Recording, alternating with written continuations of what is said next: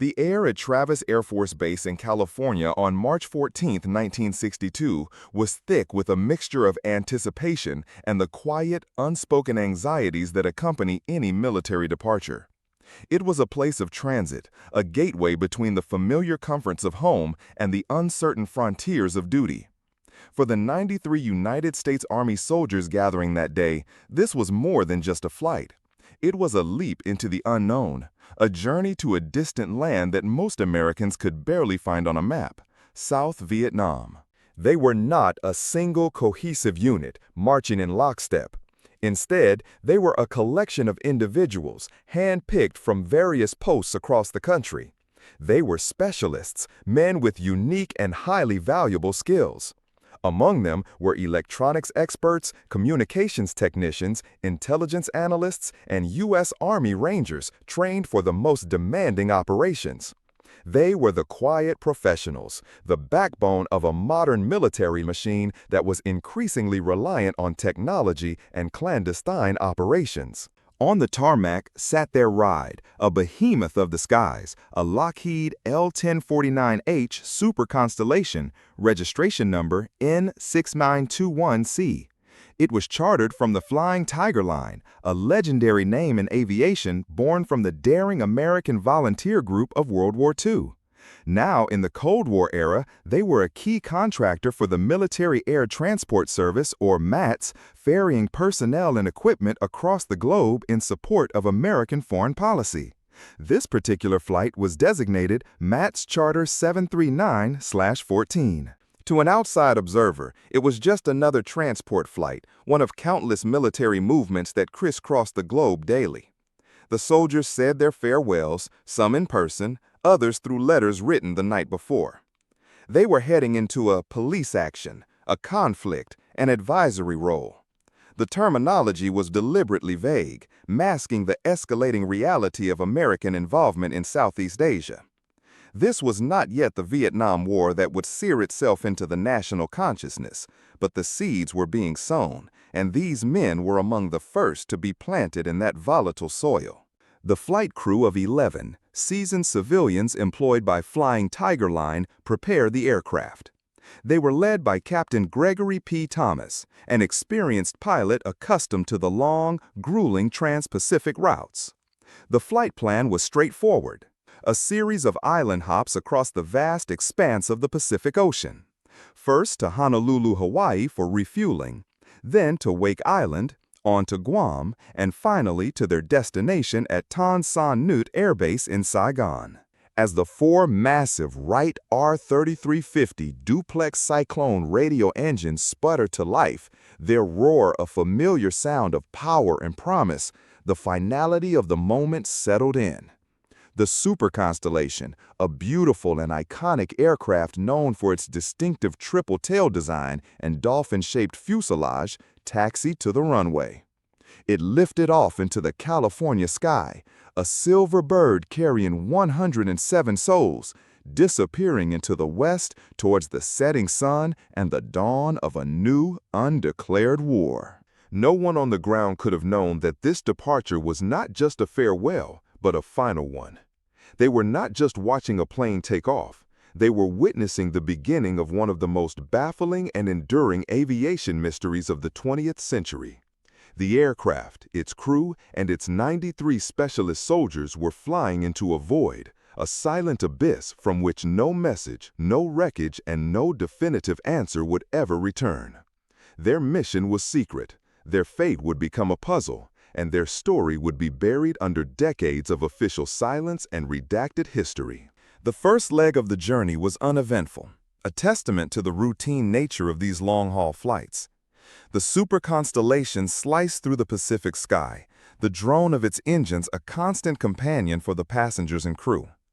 Below them, the endless blue of the ocean stretched to the horizon, a vast and indifferent wilderness.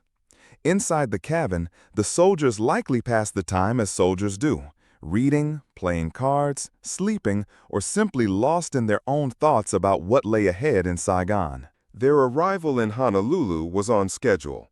The aircraft was refueled, the crew performed their standard checks, and soon they were airborne again, heading for the next stepping stone on their journey, Wake Island. This tiny atoll, a mere speck in the immensity of the Pacific, was a crucial refueling stop for trans-Pacific aviation. It was a place steeped in military history, a symbol of American resilience from an earlier, more conventional war. At each stop, the pattern was the same. The plane would land, take on fuel, and undergo inspections. The crew and passengers had a brief opportunity to stretch their legs on solid ground before reboarding for the next leg of the marathon flight. From Wake Island, the flight proceeded to Guam, a major U.S. military hub in the Western Pacific. It was here, at Andersen Air Force Base, that Flight 739 made its final scheduled stop before the last push to Saigon. They landed in Guam without incident. The time on the ground was again spent on routine servicing. Fuel tanks were topped off for the final 1,600-mile leg of the journey. The crew filed their flight plan, which projected a smooth trip to the Philippines before the final approach into South Vietnam. Everything appeared normal. There were no reported mechanical issues, no concerns raised by the flight crew. The weather reports for the route ahead were clear. It was, by all accounts, a textbook operation. At 10:44 p.m. local time on March 15, 1962, Flight 739 taxied away from the terminal at Andersen Air Force Base. It roared down the runway and lifted off into the dark tropical night. The aircraft climbed to its cruising altitude of 18,000 feet, its lights a receding star against the black velvet of the sky. On board, the 107 men were on the final stretch, the anticipation of arrival likely building. They were just hours away from their destination, from the beginning of their classified mission. An hour and a half after departing Guam, at 12:22 a.m. on March 16th, Captain Thomas made a routine radio call. He transmitted a position report to the control tower in Guam. His voice was calm, professional. He reported their position as being approximately 280 miles west of Guam, flying on course.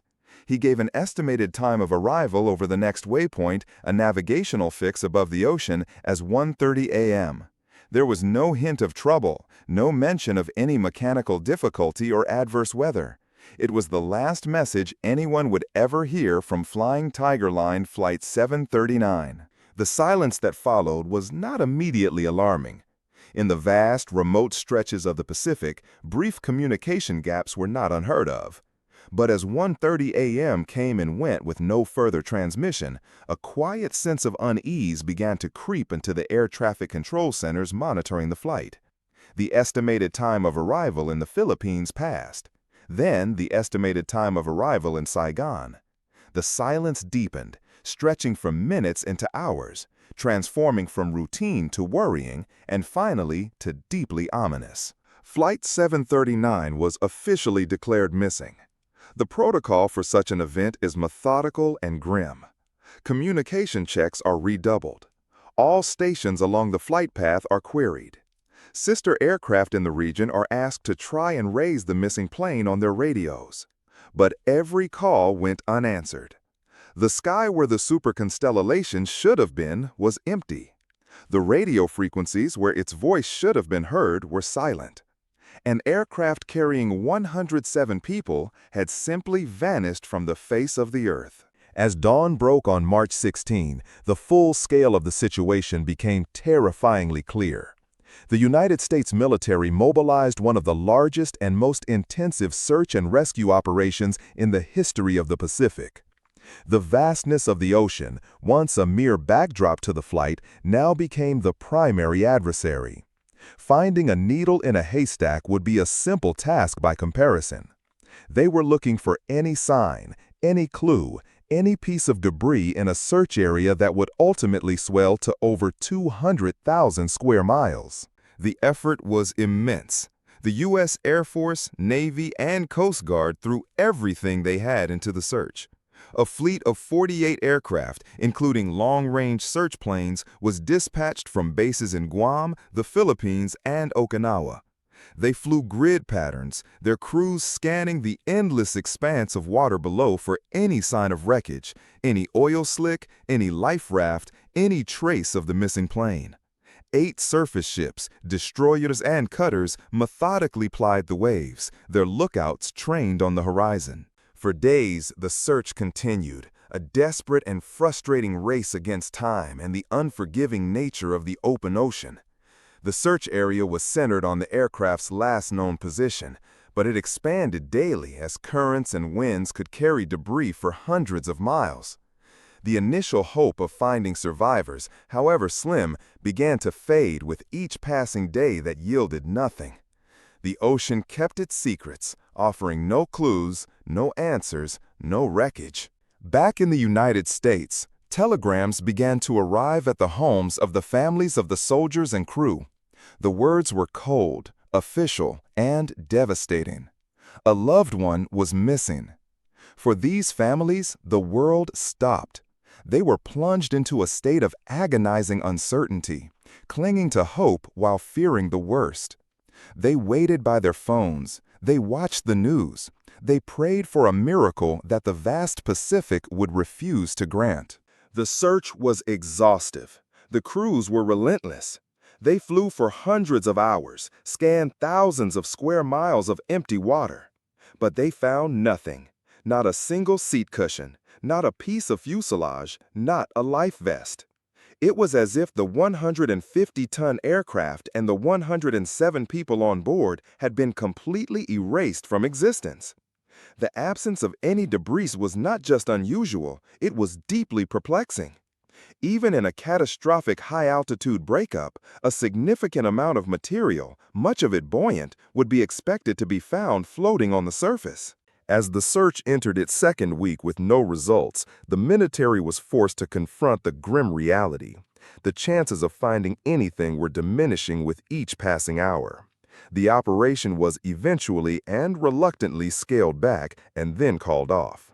Flying Tiger Line Flight 739 and all 107 souls aboard were officially declared lost at sea.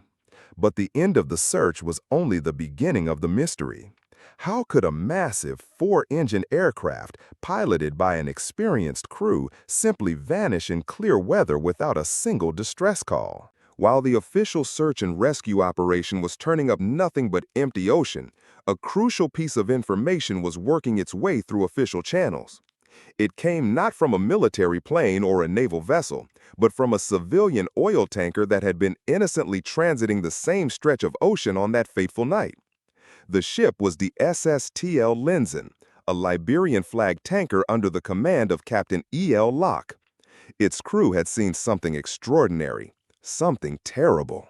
On the night of March 15th into the early morning of the 16th, the Linzen was steaming through the darkness. Around 1:30 a.m., the exact time that Flight 739 was due to report its position at its next waypoint, the watch officer on the bridge of the tanker witnessed a stunning and terrifying event in the sky. He saw a brilliant flash of light, a sudden, silent explosion that illuminated the night. It was located near the expected position of the missing aircraft. His report was detailed and specific. He described seeing what appeared to be a vapor trail arcing upwards into the sky at a 10-degree angle. This trail was then followed by a massive, blinding flash. From this single point of light, 2 flaming objects, 2 distinct fireballs, emerged. They fell towards the ocean, one appearing to fall faster than the other. They remained visible for several seconds before extinguishing as they hit the water. The entire event was over in less than a minute. The crew of the Linzen immediately understood the gravity of what they had likely witnessed. They logged the event, noting their precise coordinates and the time. They attempted to make radio contact with any station to report the sighting, but were unable to get through. Upon their arrival at their next port of call, they filed a formal report, which was quickly passed on to U.S. military authorities who were, by then, in the midst of their frantic search for Flight 739. This eyewitness account was a bombshell. It was the only tangible piece of evidence in a case that had, until that point, been defined by a complete lack of it. The location of the sighting matched the flight path of the missing Super Constellation. The time of the sighting corresponded almost perfectly with the moment the aircraft went silent. It seemed to provide the answer to the central question of what had happened. Flight 739 had exploded in mid-air. Investigators from the Civil Aeronautics Board, the CAB, the federal agency responsible for investigating aviation accidents at the time, seized upon this report. It became the centerpiece of their investigation. They dispatched teams to interview the crew of the Lenzen extensively, cross-referencing their testimony and checking it against the known facts of the flight. The crew's account was consistent and credible.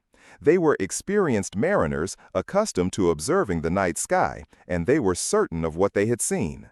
The search area was refocused around the coordinates provided by the tanker.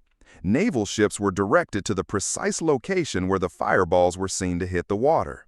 They conducted a meticulous search of the surface and used sonar to scan the depths below. Yet even with this specific, targeted location, the result was the same. Nothing. No oil slick, no floating debris, no wreckage on the ocean floor. The sea remained stubbornly, impossibly clean. The lack of physical evidence, even after the credible eyewitness report of an explosion, was baffling. A mid-air explosion of a large aircraft like a Super Constellation should have created a massive debris field. The aircraft was carrying thousands of gallons of high-octane aviation fuel. The resulting fireballs described by the Lenzen's crew would have been the result of this fuel igniting, an event that would have scattered wreckage over a wide area. Why was none of it ever found? This disconnect between the compelling eyewitness testimony and the complete absence of corroborating physical evidence would become the central paradox of the Flight 739 mystery. It allowed the official investigation to reach a conclusion that was, at best, a statement of the obvious, and at worst, a frustratingly incomplete and unsatisfying end to the story. The explosion seen by the tanker crew was the most likely explanation, but without a single piece of the aircraft to analyze, it was impossible to say why it had exploded. With the search called off and no wreckage to examine, the Civil Aeronautics Board was left with an impossible task.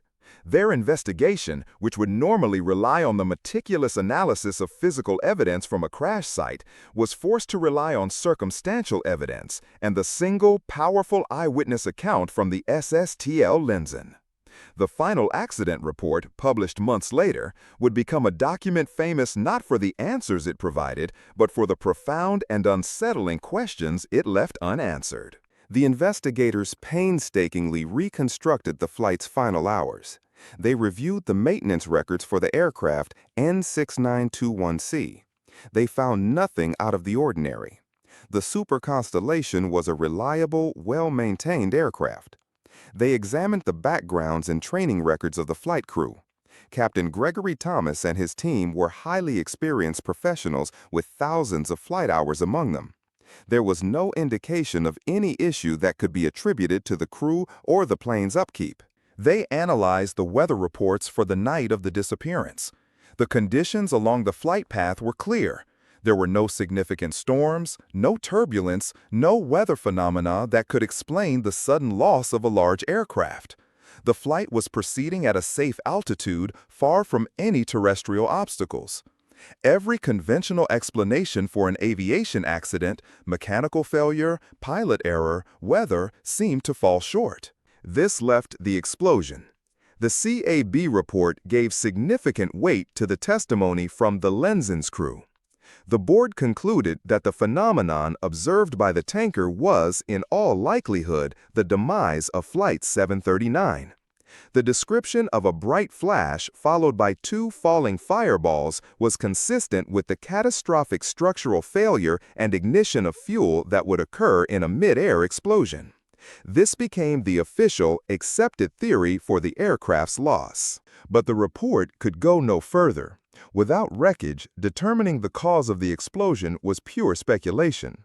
Was it a catastrophic mechanical failure, such as an uncontained engine fire or a fuel tank explosion?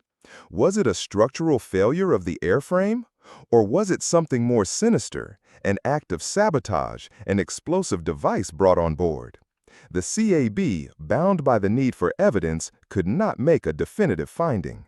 Their final report contained a now famous sentence that perfectly encapsulates the enduring mystery of the flight. It read, "A summation of all relevant factors tends to indicate that the aircraft was destroyed in flight. However, due to the lack of any substantiating evidence, the board is unable to state with any degree of certainty the exact fate of N6921C." The official record was a shoulder shrug. The case was closed, but it was far from solved. The cause was listed as undetermined. This inconclusive verdict was a deep source of frustration for the families of the victims. They were left with a hollow explanation, a theory without proof. The government had lost their sons, their husbands, their fathers, and could not or would not tell them why. This official ambiguity, this void of information, created a fertile ground for suspicion. It was the first crack in the official story, a crack through which theories of a cover-up would begin to grow. For many, the idea that a simple, tragic accident had occurred was difficult to accept, especially given the context of the flight's mission. These were not ordinary soldiers on a routine transport. They were specialists heading into a clandestine conflict. The lack of a clear explanation from the government felt less like an inability to find the truth and more like an unwillingness to reveal it. The official story was that the plane exploded for unknown reasons. But an alternative narrative was already taking shape, one that suggested the reasons were very well known, but were simply too sensitive to ever be made public. The first and most persistent theory to emerge from the void of the official investigation was that of sabotage. The idea that an explosive device was deliberately placed on board the aircraft seemed to fit the known facts, a sudden, catastrophic explosion without any prior warning or distress call. The complete destruction of the aircraft, which could explain the lack of large pieces of wreckage, was also consistent with a powerful, well-placed bomb. Proponents of this theory immediately looked for opportunity. Where and when could a saboteur have gained access to the aircraft? The investigation quickly focused on the flight stopovers, particularly the final stop in Guam. Reports from the time suggested that security at the airfields used for refueling, including Andersen Air Force Base, was surprisingly lax by modern standards. It was a different era, long before the stringent security protocols that would become commonplace in aviation. According to some accounts, the Super Constellation was parked in a dimly lit, relatively remote area of the airfield in Guam during its servicing. It was reportedly left unattended for periods of time, creating a potential window of opportunity for someone with malicious intent to approach the aircraft and plant a device. The passenger list itself was not a state secret, and the nature of these military charter flights was well known. Anyone with knowledge of the flight schedule and a desire to strike at the U.S. military would have had a target. This suspicion was not just the domain of grieving families or amateur sleuths. It was shared by high-ranking officials within the Flying Tiger line itself. In the immediate aftermath of the disappearance, an executive vice president for the airline made a startlingly blunt statement to the press. He declared that it was, in his professional opinion, impossible for explosions to occur on the Super Constellation in the course of normal operation. He concluded with the chilling assertion that something violent must have happened. This was a powerful statement coming from an expert intimately familiar with the aircraft's design and operational history. The L-1049H Super Constellation was a robust, proven aircraft. While not without its own set of potential mechanical issues, as with any complex machine, a spontaneous, catastrophic explosion of the type described by the Lenzins crew was considered extremely unlikely. The executive's words lent significant credibility to the sabotage theory, suggesting that an external, violent force was the most logical explanation for the disaster. If it was sabotage, the next logical question is, who would have done it and why? The answer to that question is inextricably linked to the mission of the men on board. They were not simply being transported to a peaceful garrison. They were being sent to the front lines of an escalating covert war. Their skills in electronics, communications, and intelligence were intended to be used against the growing insurgency in South Vietnam, an insurgency supported and directed by North Vietnam and its communist allies. This was 1962. The Cold War was at its zenith. The battle between communism and the West was being fought through proxy wars in developing nations across the globe. Vietnam was rapidly becoming a key battleground in this ideological struggle. The soldiers on Flight 739 were a direct threat to the Viet Cong and their North Vietnamese backers.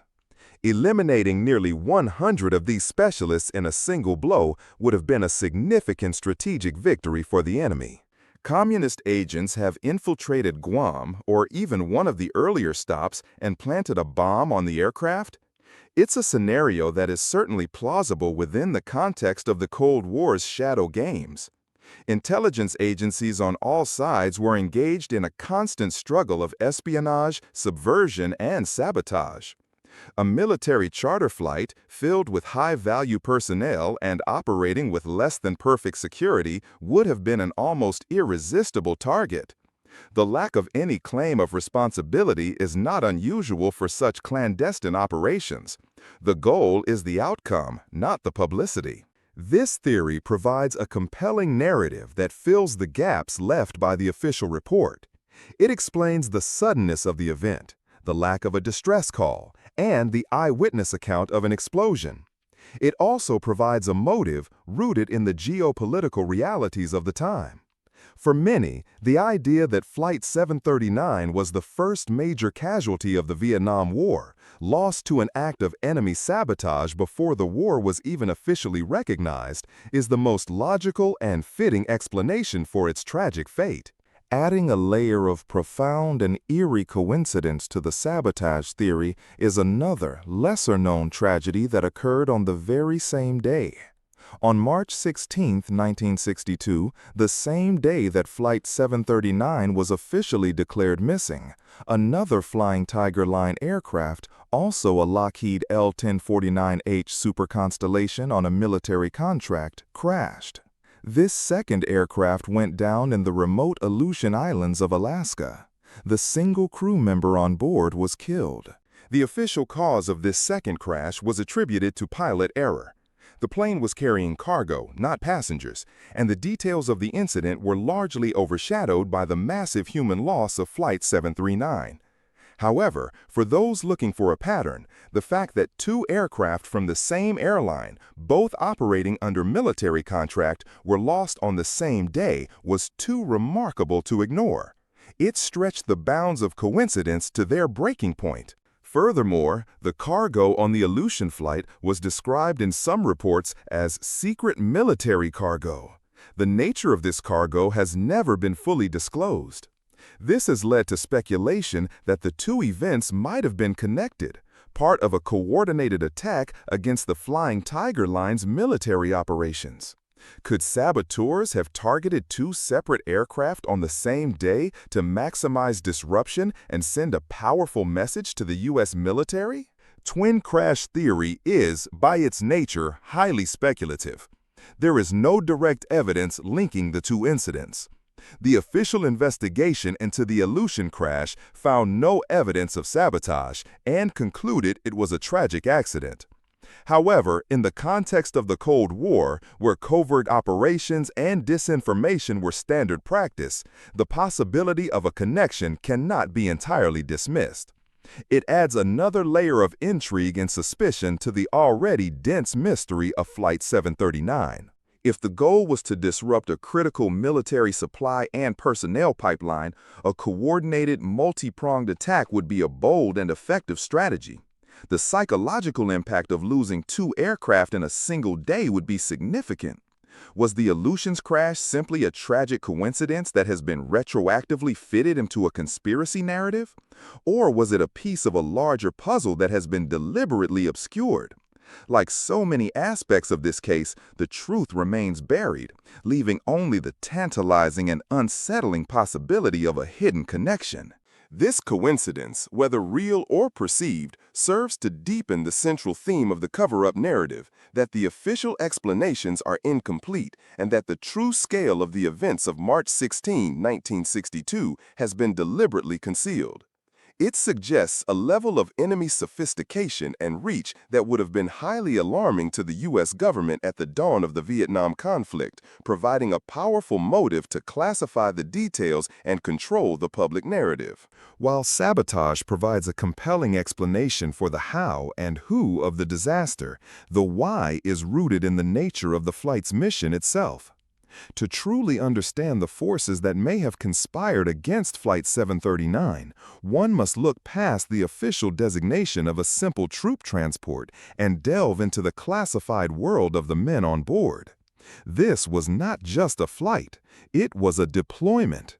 And it was part of a secret operation that has been shrouded in mystery for decades, Operation Bali Hai. The name itself, Operation Bali Hai, evokes images from the musical South Pacific, a romantic and exotic vision of the tropics.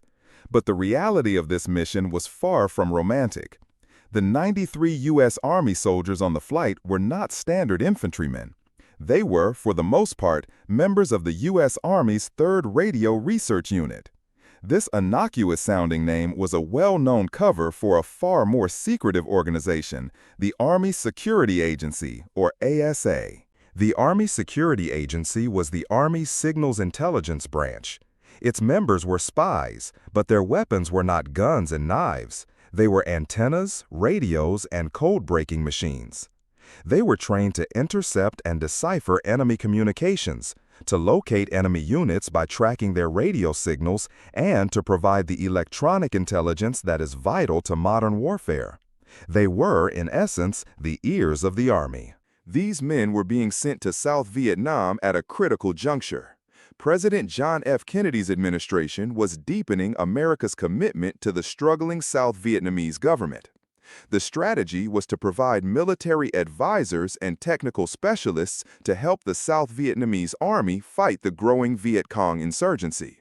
The men of the 3rd Radio Research Unit were at the absolute tip of that spear.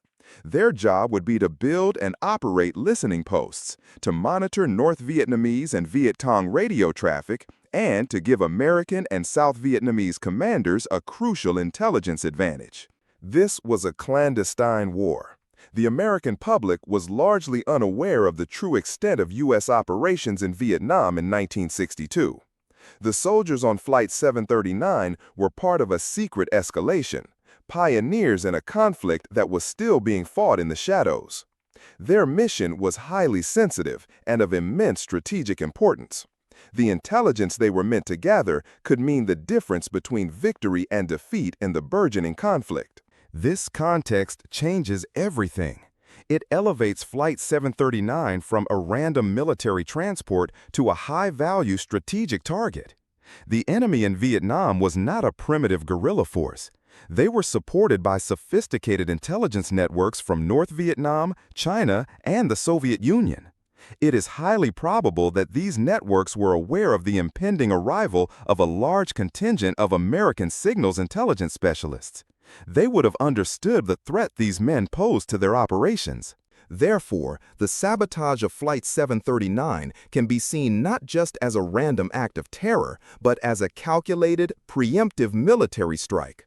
By destroying the plane, the enemy could eliminate nearly 100 key intelligence personnel before they ever set foot in the country.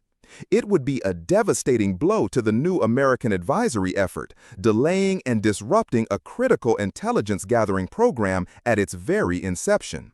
The motive for an attack becomes crystal clear. It was an act of war. This theory also helps to explain the subsequent secrecy and the potential for a cover-up. If the U.S. government knew or strongly suspected that the flight had been brought down by enemy action, admitting it publicly in 1962 would have had enormous political ramifications. It would have been an admission that American soldiers were already being killed in a war that the government was not yet willing to openly acknowledge to its own people. It would have forced an escalation of the conflict at a time when the Kennedy administration was still trying to manage its involvement carefully. It would have been far simpler and politically safer to let the mystery stand. An inconclusive investigation and a verdict of cause undetermined would avoid difficult questions and prevent public outcry. The loss could be framed as a tragic accident, a mystery of the sea, rather than what it may have truly been, one of the first major attacks on American forces in the Vietnam War. The secrecy surrounding Operation Bali Hai provided the perfect justification for withholding information, both from the public and from the families of the men who were lost. The mission was classified, therefore, the details of their deaths must also remain classified. This is the heart of the cover-up theory, that the official mystery is not a result of a lack of evidence, but a deliberate policy of concealment to protect a larger political and military agenda.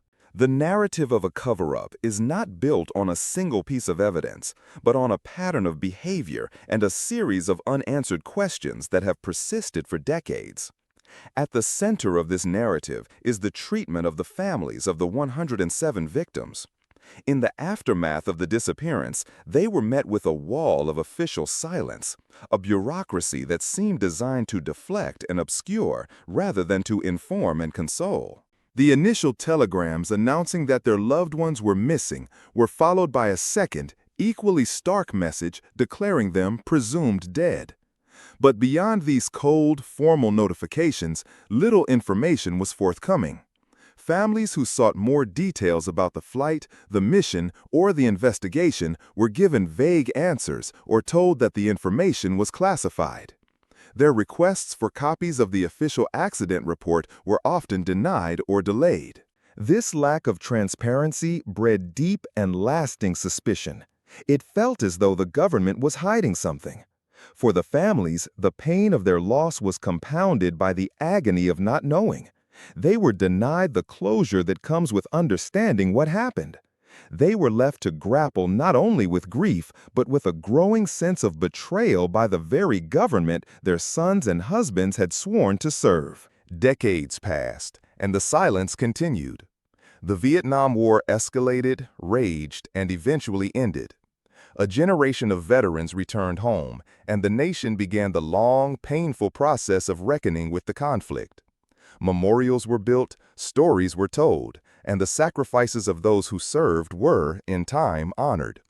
But for the families of Flight 739, their loved ones remained in a kind of limbo, their names absent from the official histories and memorials of the war they were sent to fight. In the 1980s and beyond, with the passage of the Freedom of Information Act, FOIA, families and researchers began a new push for answers. They filed requests for documents related to the flight, the investigation, and Operation Bali Hai. What they received was often more frustrating than the previous silence. The documents that were released were heavily redacted, with entire pages blacked out. Key details about the mission's objectives, the passengers' specific roles, and the conclusions of internal military reviews were deemed too sensitive to release, even decades after the fact. These blacked-out pages became a powerful symbol of the alleged cover-up. They were physical proof that a story was being withheld. What secrets could possibly be so important that they needed to be protected more than half a century later?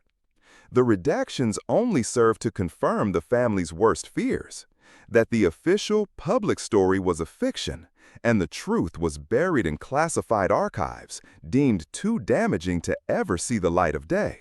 Was the government hiding evidence of its own negligence, such as the lax security that may have allowed a saboteur to access the plane? Was it concealing the fact that it knew the flight had been deliberately targeted by an enemy force, an act of war that was never acknowledged? Or was there an even darker secret, a possibility that the explosion was not caused by an enemy bomb, but by something on the plane itself? Some have speculated that the secret military cargo on the other crashed Flying Tiger plane might have had a counterpart on Flight 739, perhaps munitions or sensitive electronic equipment that malfunctioned with catastrophic results. This would be a case of a military accident, not enemy action, but the motive for a cover-up to avoid embarrassment and difficult questions about safety protocols would remain strong. Regardless of the specific reason, the pattern of secrecy, the redacted documents, and the refusal to provide straight answers created an enduring legacy of distrust. The story of Flight 739 became more than just an aviation mystery. It became a case study in government secrecy and the human cost of clandestine warfare. The 107 men on board were not just lost to the sea. They were lost to history, their sacrifice unacknowledged, their story untold, their families left to fight a lonely, decades-long battle for a truth that the government seemed determined to keep buried forever. For the families of the men lost on Flight 739, the fight for answers was paralleled by another, equally arduous struggle, the fight for recognition. As the years turned into decades, it became painfully clear that their loved ones were being written out of the history of the conflict they were sent to join. Their deaths, occurring in 1962 over the Pacific Ocean, did not fit neatly into the official timeline and geographic boundaries of the Vietnam War. This issue came to a head with the creation of the Vietnam Veterans Memorial in Washington, D.C. The iconic black granite wall, inscribed with the names of more than 58,000 service members who died in the conflict, became a sacred place of healing and remembrance for the nation. For the families of Flight 739, having their loved ones' names etched into that wall was a matter of profound importance. It would be the ultimate official acknowledgement of their sacrifice. They began a concerted campaign lobbying the Department of Defense and veterans organizations. They argued, logically, that their loved ones were under military orders en route to the designated combat zone in South Vietnam as part of a mission directly supporting the war effort. Their deaths were, by any reasonable definition, a direct result of their service in that conflict. They were casualties of the Vietnam War just as surely as if they had fallen in a firefight in the jungles of the Central Highlands. However, they were met with a rigid, bureaucratic obstacle. The Pentagon's criteria for inclusion on the memorial were strict. To be eligible, a service member had to have died within the defined combat zone of Vietnam, or, in some specific cases, in direct support of combat operations. The official position was that because Flight 739 was lost over the ocean, hundreds of miles from Vietnam, its passengers did not meet the geographic requirement. Their deaths, the government argued, occurred outside the war zone. This ruling was a devastating blow to the families. It was a legalistic distinction that felt like a profound injustice. The men had died because they were going to Vietnam, on a military mission to Vietnam. The location of their deaths was a matter of tragic circumstance, not a reflection of their commitment or the nature of their service. To deny them a place on the wall was to deny the fundamental truth of their sacrifice. Communities that had lost multiple sons on the flight were particularly active in this campaign. The town of Wethersfield, Connecticut, for example, had lost several residents and became a focal point for the family's advocacy efforts. They wrote letters, contacted their elected representatives, and shared their story with the media, trying to bring public pressure to bear on the Pentagon. But for years, the official position remained unchanged. The rules were the rules, and the names of the 93 soldiers from Flight 739 would not be added to the wall. This official denial reinforced the sense that these men were being deliberately erased from the narrative. It seemed to be part of the same pattern of secrecy and concealment that had surrounded the disaster from the very beginning. By refusing to officially classify them as Vietnam casualties, the government could maintain the clean, if artificial, line of a conflict that had not yet officially begun in earnest for American forces. It was another way of keeping the story buried, of avoiding the inconvenient questions that the presence of 93 names from 1962 on the wall would inevitably raise. The families were left to find their own ways to honor their dead. They held private memorials, they told their stories to their children and grandchildren. They kept the memory of the lost men alive in their own communities. But the lack of national, official recognition remained a persistent, open wound. It was a final, bitter injustice in a story already filled with tragedy and unanswered questions. As the 21st century dawned, a new generation took up the cause. Children and grandchildren of the lost soldiers, armed with new tools like the internet, began to connect with each other, forming a community of shared loss and shared purpose. They discovered that their family's private grief was part of a much larger collective story. This renewed energy, combined with the tireless efforts of advocacy groups, would eventually lead to a breakthrough, though not the one they had originally sought. One organization that became a crucial ally for the families was Wreaths Across America. This nonprofit group, famous for its mission to place remembrance wreaths on the graves of veterans at Arlington National Cemetery and other locations, is based in Columbia Falls, Maine. Its founder, Morrow Worcester, learned of the story of Flight 739 and the family's long struggle for recognition. He was deeply moved by their plight and the injustice of their exclusion from the National Memorial. Worcester and his organization decided to take action. If the government would not provide a place of national honor for these men, then they would. They conceived of a plan to build a new, dedicated monument on their own land in Maine. This monument would serve as a permanent tribute to the 107 souls, 93 soldiers, 3 South Vietnamese personnel, and 11 civilian crew members who were lost on that flight. It would be a place where their names would be recorded for posterity, a place where families could gather to remember, and a place where the public could learn the story that had been obscured for so long. This project represented a significant shift in the family struggle. It was a move away from seeking validation from the government and towards creating their own form of lasting remembrance. It was an act of grassroots commemoration, a powerful statement that the memory of these men would not be allowed to fade, regardless of official classifications or bureaucratic red tape. The families and supporters raised funds and provided input on the monument's design. On May 15, 2021, nearly 60 years after the disappearance, the monument was formally dedicated in Columbia Falls. It is a simple, dignified stone bearing the names of all 107 people who were on board Flight 739. For the family members who attended the ceremony, it was an emotional and long overdue moment of public recognition. After decades of being in the shadows, their loved ones finally had a place of honor. The dedication of the memorial brought national media attention to the story, introducing the mystery of Flight 739 to a new generation. While the monument in Maine provided a measure of solace and a focal point for remembrance, it did not resolve the core issue for many, the refusal to add the names to the Vietnam Veterans Memorial in Washington, D.C. The fight on that front continued. Legislation was introduced in the U.S. Senate to compel the Department of Defense to add the names to the wall, but it has yet to succeed. The Pentagon's position, rooted in its strict interpretation of the eligibility criteria, has remained a formidable obstacle. However, in a small but significant victory, some official reevaluation did occur. In 2007, after years of campaigning, officials did re-examine the mission's role and its direct support for operations in Vietnam.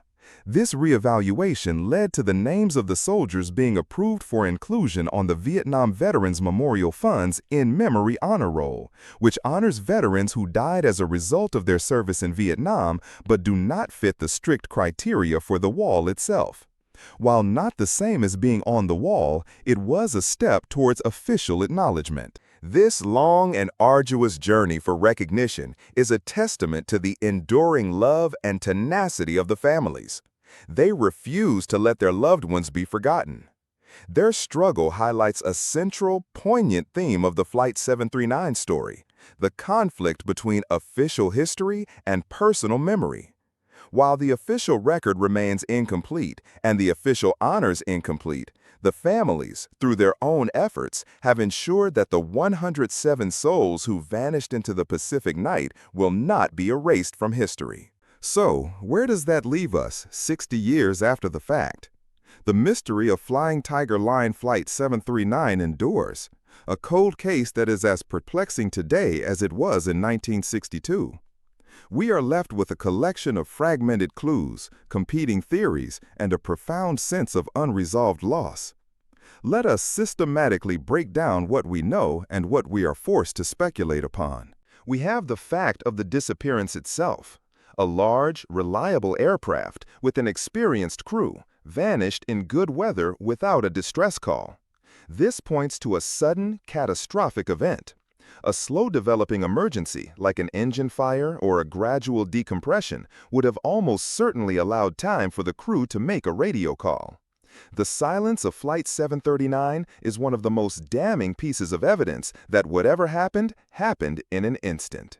We have the powerful eyewitness account from the crew of the SSTL Lenzen. Their description of a mid-air explosion at the right time and in the right location is the single most important piece of evidence regarding the aircraft's fate.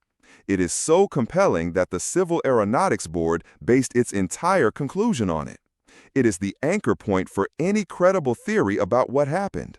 The plane almost certainly exploded. Then we have the most baffling fact of all, the complete and total lack of wreckage.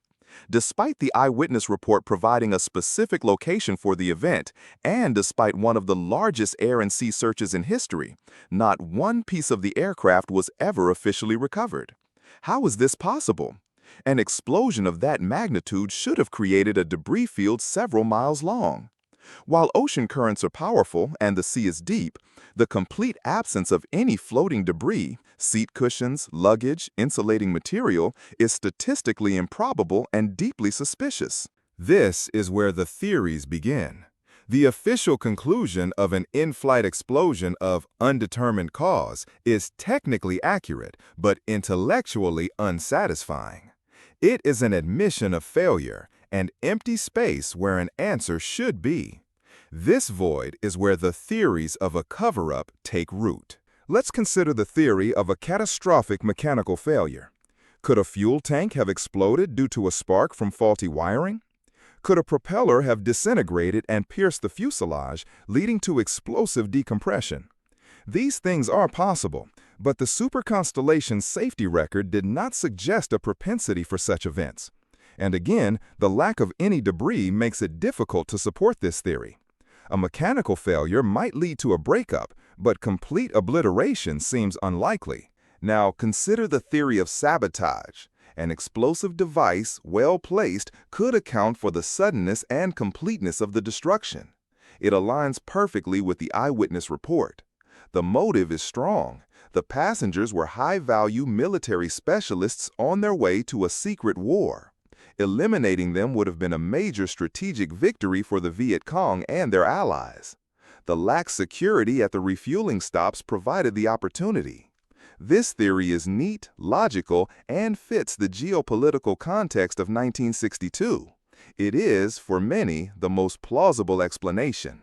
If we accept the sabotage theory, the cover-up theory follows almost automatically. Admitting that a U.S. military charter had been successfully attacked by enemy agents in 1962 would have been a political earthquake. It would have revealed the secret war in Vietnam to the American public and forced a military response that the Kennedy administration was not yet prepared for. It would have been an admission of a shocking security failure. The incentive to conceal this truth, to classify the evidence, and to issue an inconclusive public report would have been immense. In this light, the redacted documents and the decades of silence are not signs of incompetence, but of a deliberate, calculated policy of concealment. Finally, we must consider the more outlandish but not impossible theories.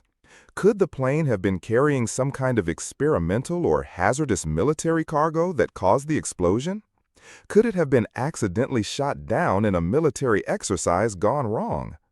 These theories are more speculative, lacking the direct motive of the sabotage plot, but they cannot be entirely ruled out, especially given the military's penchant for secrecy surrounding its own errors. What we are left with is a choice between competing narratives. Do you accept the official story of a tragic, unsolvable accident? Or do you believe the circumstantial evidence that points to a more sinister plot, an act of war that was deliberately hidden from the American people? The evidence for a cover-up is not a smoking gun, but a long, slow burn of suspicious circumstances. The secret mission, the lax security, the expert opinion that a normal explosion was impossible, The twin crash on the same day. The lack of wreckage despite an eyewitness. The decades of official silence. The redacted documents. And the refusal to properly honor the victims. Taken individually, each of these points could perhaps be explained away, but taken together, they paint a powerful and disturbing picture. They suggest that the story of Flight 739 is not just about a plane that fell from the sky. It's about the birth of a war fought in secret, about the blurred lines between accident and attack, and about the painful human cost of a government's decision to value secrecy above truth. Today, the ocean floor, somewhere between Guam and the Philippines, holds the final, irrefutable truth. The wreckage of the Super Constellation N6921C rests in the crushing darkness of the abyss, its secrets guarded by miles of water. Perhaps one day, advances in deep-sea exploration will allow for its discovery. Perhaps a final, declassified document will emerge from a forgotten archive to shed new light on the events of that night. But until that day comes, the story of Flying Tiger Line Flight 739 remains a ghost story, a haunting tale of a flight that simply flew out of the world. It is a memorial to 107 lost souls and a stark reminder that in the complex world of war and politics, some questions are never meant to be answered. The silence from the cockpit of Flight 739 has now stretched for over 6 decades, a profound and enduring silence that speaks volumes not only about the fate of the men on board, but about the secrets that nations choose to keep.